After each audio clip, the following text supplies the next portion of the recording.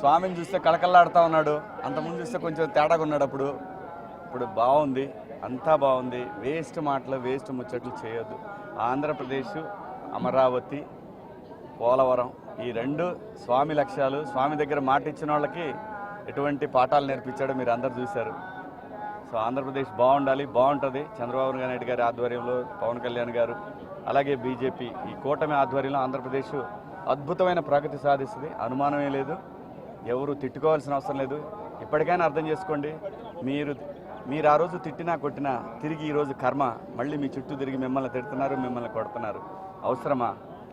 ప్రజలంగా ఉండాలి కానీ ఏదో భుజానేసుకొని నెత్తినేసుకొని ప్రజల్ని ఇబ్బంది పెట్టడం కరెక్ట్ కాదు. అందరూ బాగుండాలి, అంతా బాగుంటుంది. ఆంధ్రప్రదేశ్కి స్వర్ణయుగం మొదలైంది.